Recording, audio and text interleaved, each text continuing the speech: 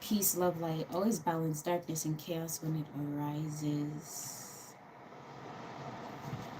Haven't been on here in a minute. And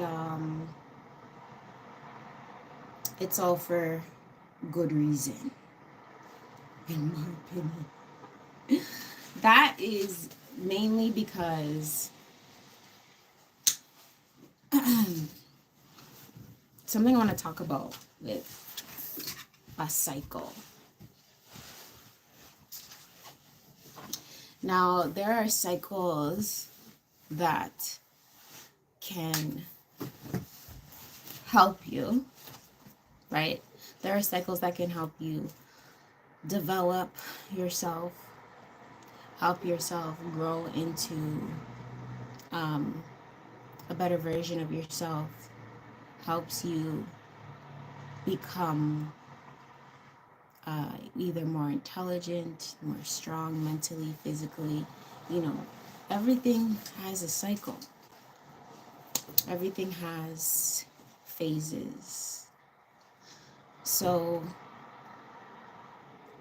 the thing about cycles is it can be your benefit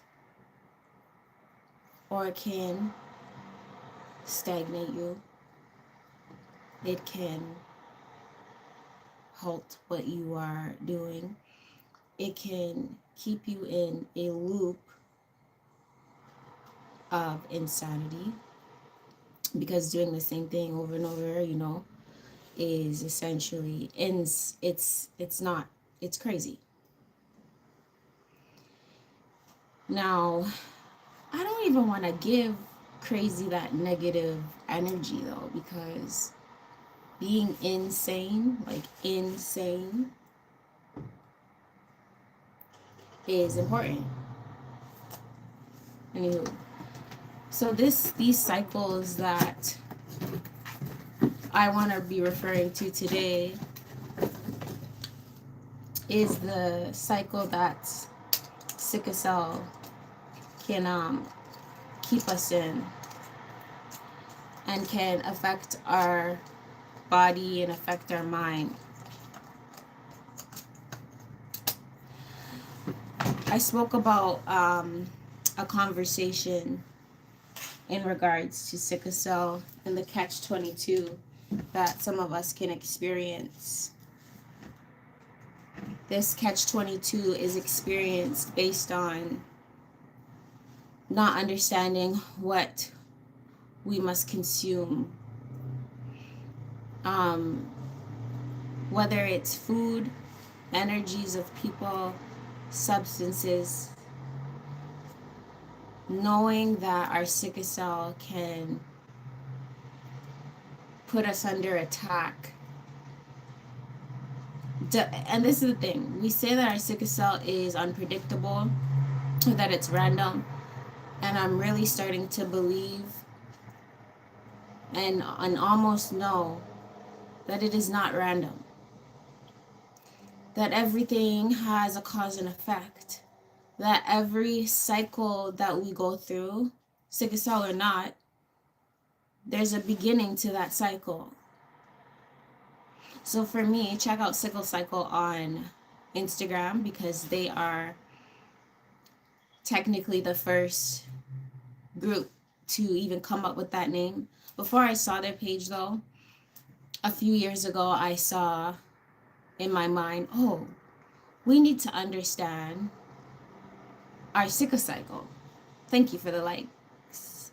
Please support the live by liking it if that's possible for you to do. It's one gesture. It helps me get my message across when it comes to healing and when it comes to the sickle cell community, for whoever would like to hear it.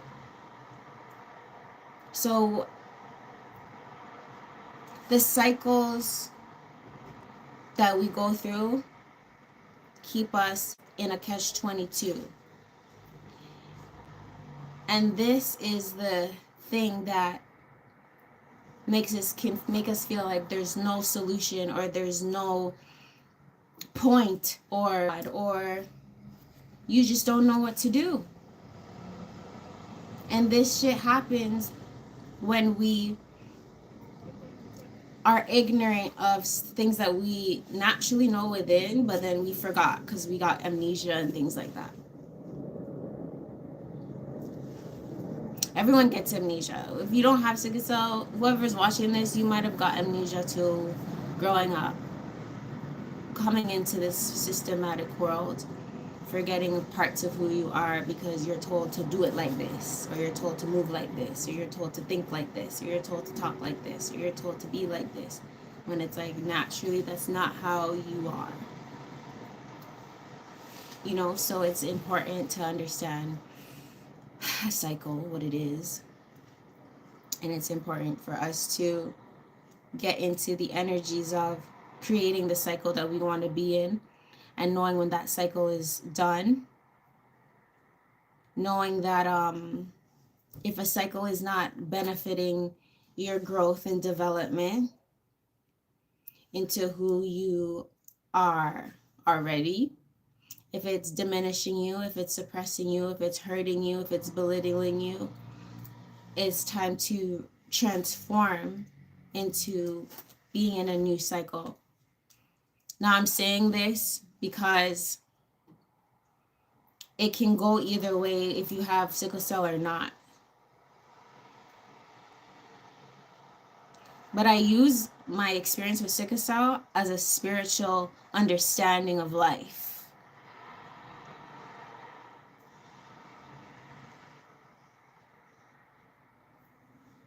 So knowing at what times of the month, is there a pattern when you feel a certain way, when you're in pain, when you are mentally drained, when you just don't even want to talk to anybody, you know? This goes for anybody, but again, we're sickle cell, because the reason why I'm emphasizing that is that we're in the hospital too much.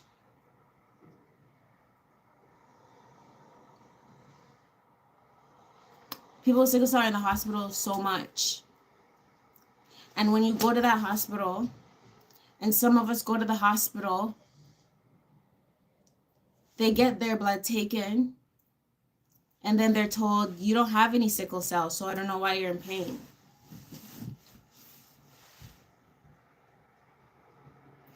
That's a gaslighting thing there, right? That's kind of gaslighting in a sense, because why do you think we're here? So it gets into the energies of what can we do outside of going to the hospital that could help us alleviate and prevent sickle cell crises, alleviate and prevent pain.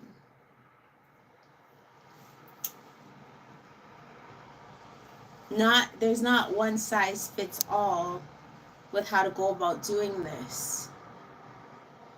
It's always going to be, well, that doesn't really work for me all the time, so I got to do this. But it's important to have the options regardless. That way you know what it is that you require at any given time. Oh shit, my earring. So something like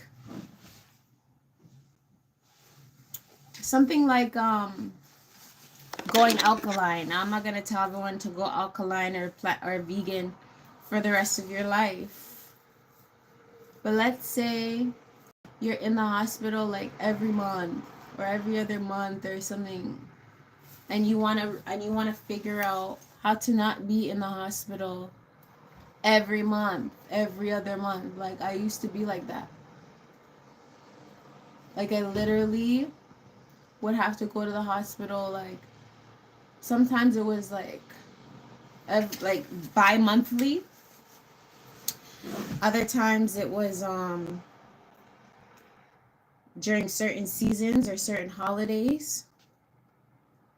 And other times it was, again, just consistent shit, like consistently going to the hospital and feeling like there was no way out of the hospital, like literally trapped. Oh my goodness. So, and I'm still working through my own energies and mindset of not being there all the time, and sometimes feeling like I should be in there. It's weird when you don't need to be in there unless it's severe and excruciating, all these things, of course, right?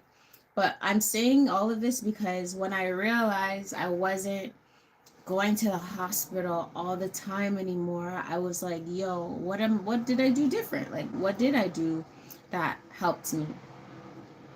And the things that I did that helped me was become more alkaline. Not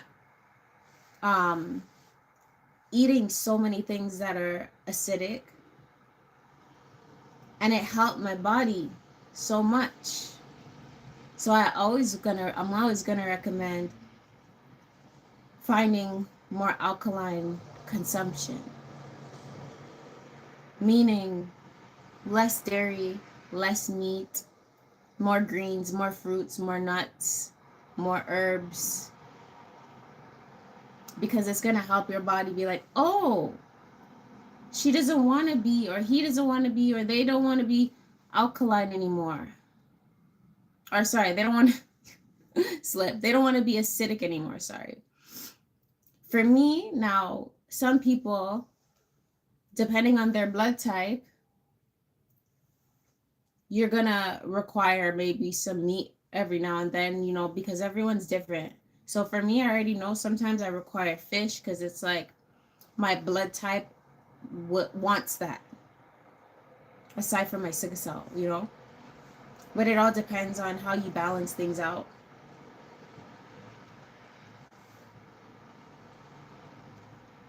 So the that's half the battle, right? That's half the battle of what can help us become just less and less attendance in the hospital, just less and less going to the hospital. That's one thing. It's a one thing, but it's huge. Like, it's the magnitude of changing your lifestyle and deciding to go more alkaline. That's a big decision, especially if you're coming from growing up where you just, you know, you have certain traditions or you eat certain things during the holidays, or you don't know about nutrition, you know. These things are going to be a bit challenging at first, like anything, but it can become challenging if you are used to acidic ways of living and being. And it's not a judgment, it's not a, it's just what can help you, like, for real, what can help you not be in pain. And that's what I realized. I have a way to compare it, right? Growing up, always in the hospital, eating craft dinner, Chef Boyardee, you know, eating like meat like 4 times a week, 5 times a week, eating cereal with milk and drinking a glass of milk, and like just things that I didn't know. Oh, this is not for my body. Like, this, it's not for my body. It could be for someone else's body, but it's not for my body. But I didn't have the information or knowledge. I just didn't know. So after changing some things, I'm not perfect. I'm literally learning how to even fast better, you know, and that's like, could be another conversation. But in regards to truly not eating meat and dairy for like a good solid 7 years, it helped me clear my body. It helped me clear my mind. It helped me alleviate excess mucus. Hence why after 7 years, I'm like, I feel for a piece of fish now. I feel like eating some fish, and it could be because I was deficient in certain things, but now I'm building back all of my deficiencies is becoming efficient. So it's important to, of course, have a plan and know what you're going to be making, know what you're going to be consuming. If you decide to be alkaline or plant-based for a bit, or even fast, because I'm not going to, again, tell people what they need to be doing. I'm just sharing what has helped me. I am not going to be telling anyone what you need to be doing. I'm just sharing what's helped me. I'll be very clear. We'll be very clear on that. So that's one big thing that can help prevent pain and going in the hospital so much.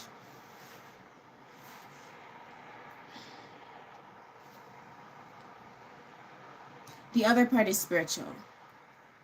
I'm just gonna say it the way it should be said. The other part is spiritual. And food is a spiritual thing. Everything is spiritual, to be honest. But eating is a spiritual thing. So even starting and building an awareness of what I'm eating you become more spiritual because you become more aware. You see how Muslims eat halal meat?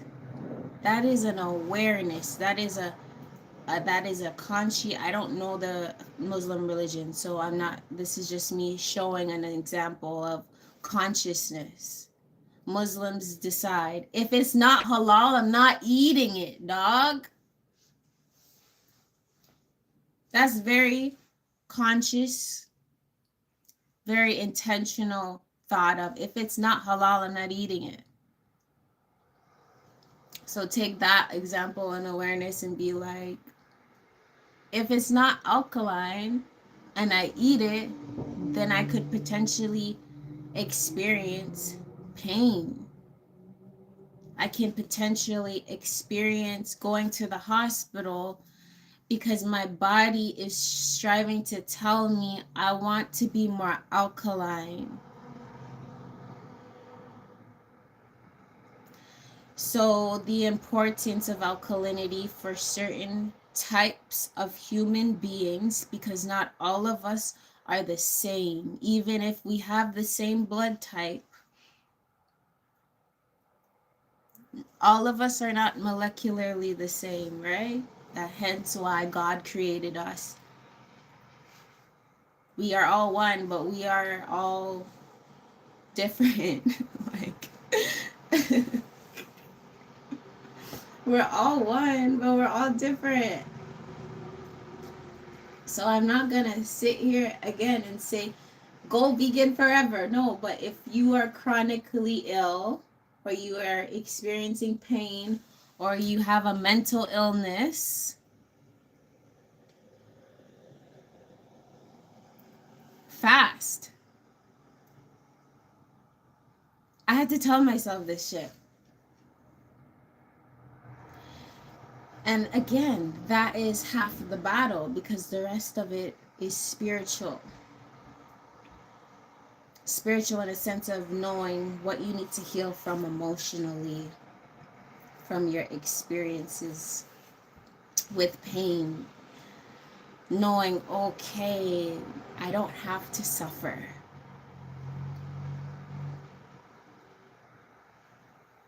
I don't have to suffer. You don't have to suffer. But it's learning why you now know you don't have to suffer. So you got to know what suffering is.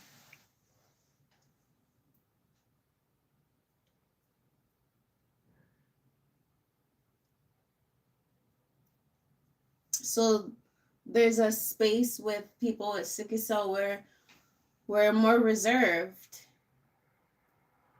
because to talk about pain all the time is not necessarily the best dinner table conversation, or sharing our experiences of how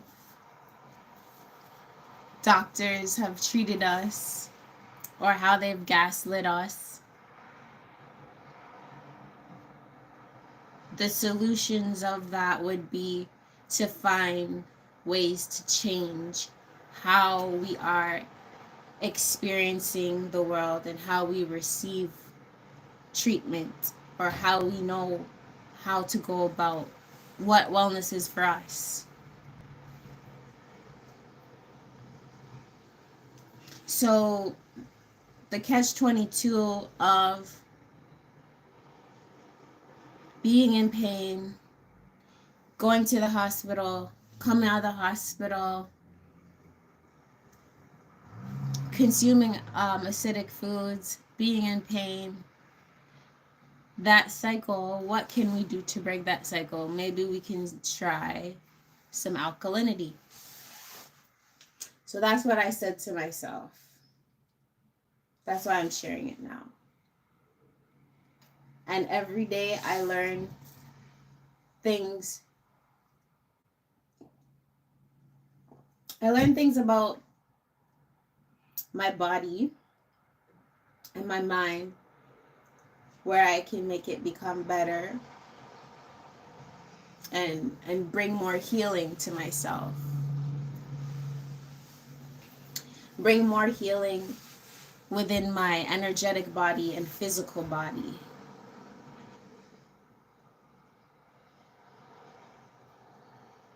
Super important to do this. So now it's been 7-8 years. I changed some things, stopped eating the steaks and the McChickens and the Big Macs, and I stopped eating the turkey legs and the hams and the oxtail and the jerk chicken. And don't get me wrong, I love a lot of those things. It tastes good, it tastes nice. It's a temporary sensation though. I'm not saying we can't enjoy a taste, but to think we can only enjoy taste if it's acidic shows us that there's a blockage of not only awareness of your temple, but an awareness of gluttony. The fuck? And we can all be gluttonous in different ways, you know? It doesn't even have to be food. It could be food, money, men, women. Yeah. So having the awareness of gluttony makes you realize, okay, well, that's where parasitic energies can live in, and what else? And acidic energies, and leechy energies, and energies that don't want to flow.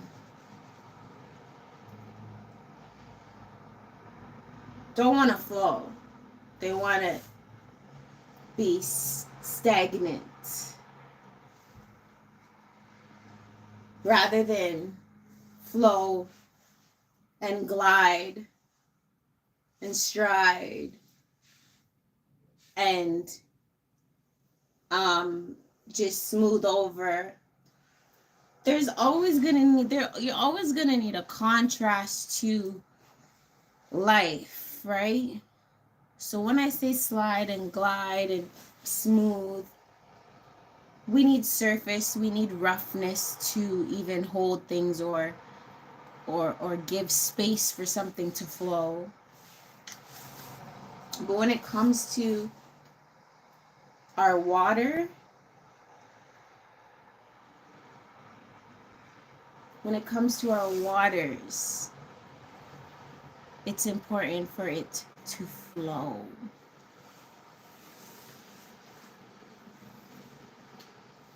It's so important for it to flow. And that is why I speak about the alkalinity part, because that can truly, truly benefit people to flow better.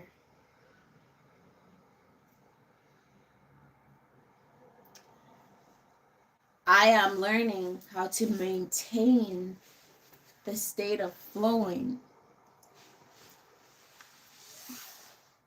So now people with sickle cell experience this physical pain, right?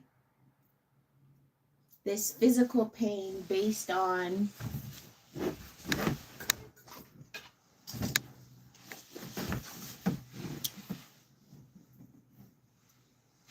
don't mind, I have some candle wax on this, but based on this.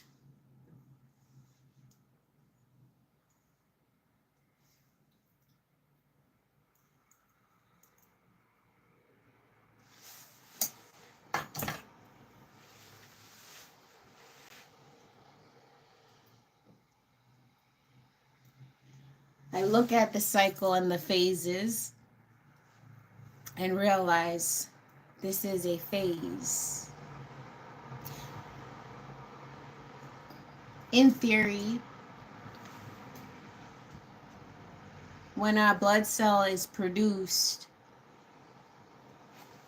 does it just automatically start like that? In theory, I'm sharing my mind right now. Or does it have a step-by-step process? A 1, 2, 3, 4, 5, 6, 7, 8, 9, 1, 2. Like, does it have a step-by-step process? In my humble awareness, I think there's a process for a circle to be, for a sphere to be, for a globe to be.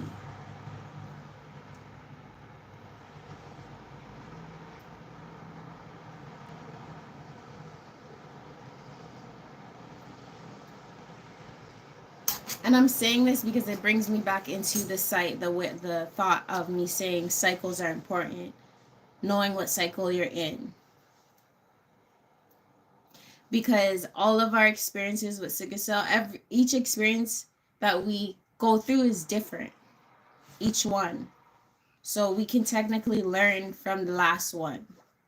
We can learn, oh, I did go outside with no socks on, and it's -1.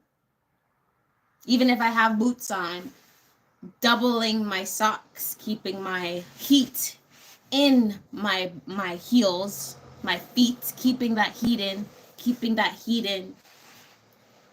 perhaps that could have helped me then. But it's never going to be a shoulda, coulda, woulda, eh? That's not the point of reflecting and having retrospection of anything, right? At the same time, people with sickle cell, again, speaking for myself, the pain that I've endured and experienced, I do think about what could I have done that could have prevented this experience, this painful experience. And that is takes time to maintain and master and figure out, because we're all different. So it's one of those things that bring you back into phase, bring you back into what order really is. Because this world hasn't been in order for the last 2,025, 3,000 years.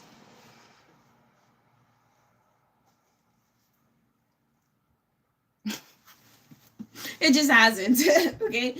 So to understand what order really is to start from the beginning.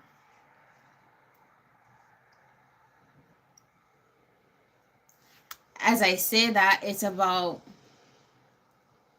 when you're in pain, instead of running from it, we got to go into it.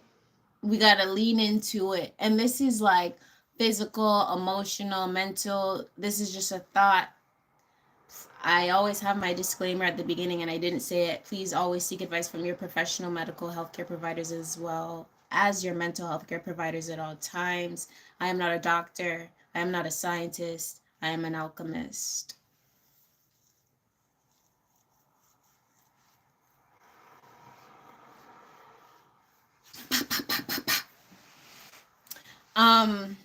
Yeah, so orange is the new black, black, black, black, black on black, black on black, black, black.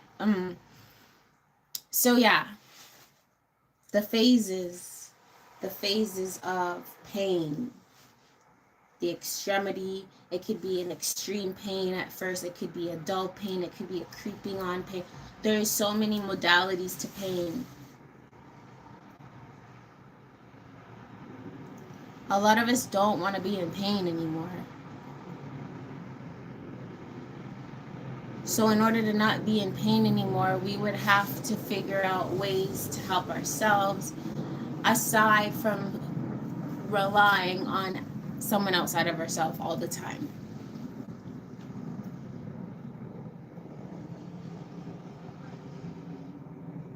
And it's challenging because you have one people saying one thing to you, and you might have the Most High saying another thing to you. And it's about balancing out that awareness, balancing out the thought of there are so many possibilities of healing that we don't even get the space to learn about or know about, because we get bombarded with no, just take this, just here, take this for your pain, take this for your mental health, take this, do this. And then we don't have like any time to just be and be aware of certain awarenesses that can heal us.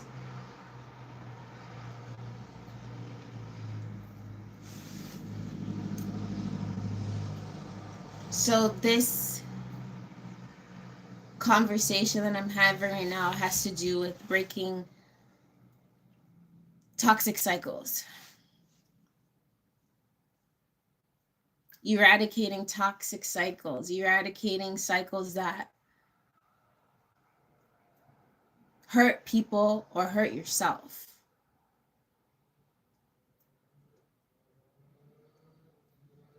And knowing that the ones that have sedated us, that's their job. So I don't need to be mad about that. I don't need to be giving energy to that. That's your job.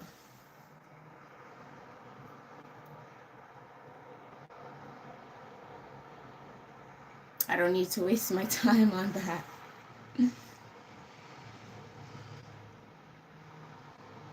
I'll utilize my time to remember my liberation. Because that's their job, to sedate us.